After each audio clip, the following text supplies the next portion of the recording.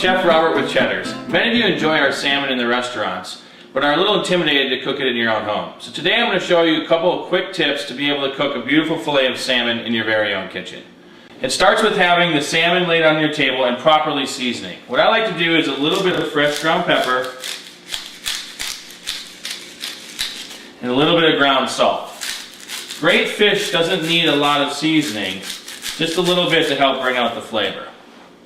I've got here a warm saute pan. A lot of people like to grill their salmon outside, but sometimes the weather's too hot or too cold, and so it's nice to have an option to cook it within your own kitchen. When cooking salmon on the stovetop, I have a non-stick pan that I like to use, and inside it I just put a little bit of olive oil, maybe a tablespoon at the most. You don't need a lot, but just a little bit to help keep the salmon from sticking.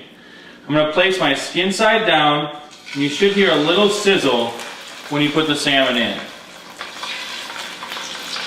That means that your pan is ready to cook. What you don't want to see is a lot of immediate smoke. That means your pan's too hot and you're going to get a lot of that burnt oil flavor on your fish. We can adjust our heat accordingly, and one of the biggest things about cooking fish properly at home is just let it cook. There's no need to flip it a lot. There's no need to keep messing with the fish. Instead, just let it rest in the pan and cook until it's ready to flip. After about 2 to 3 minutes of cooking, we're going to take a look at our skin and notice how it's nice and crispy and brown.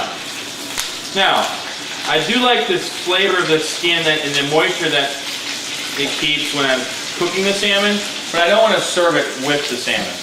So what I'm going to do is, now that it's crispy, I'm just going to peel off the skin. It should have come off on one nice piece. You want the salmon skin to be nice and firm. If you flip it too early, it's going to be soft and it'll end up getting stuck to your fish. But if you wait until it's nice and crispy, it'll peel off in one nice piece. The other thing that we want to do is, on the fillet, once we remove this, we have a little bit of this dark meat here that is on our fish.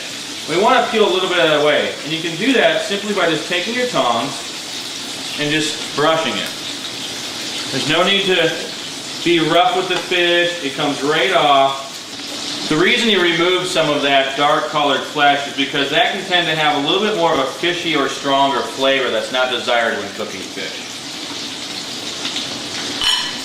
Now when we're cooking our fish, we want to be able to have a nice little crust. It's going to take maybe another 2 or 3 minutes until we get a nice crust and sear on the top of the fillet.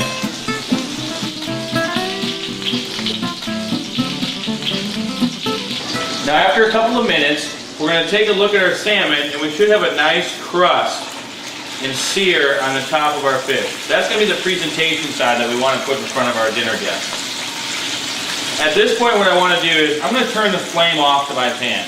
I like the salmon to be medium, maybe just a little bit past that. If you'd like it to be cooked well done, you can continue to cook it.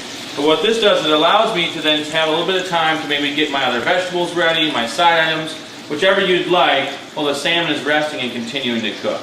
This will prevent any overcooking that might give you an undesired flavor. So as the salmon's finished cooking, I like to serve it with a little bit of grilled lemon. What grilled lemon does is it helps with the effervescence of the lemon, helps with the juices so that it runs out really easily and you can squeeze it really nicely. And just gives it a really nice flavor.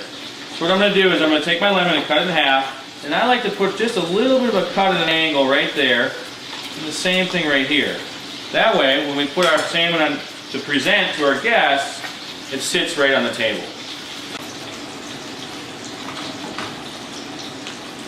Now that our salmon is finished cooking, I'm going to remove it from the pan and put it right on a nice little plate.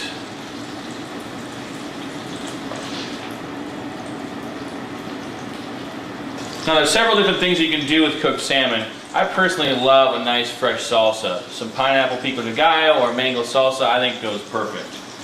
So we're just going to put a little bit of this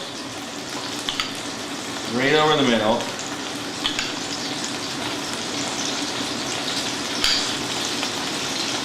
Let that juice run down. And then even just a little bit of fresh mint.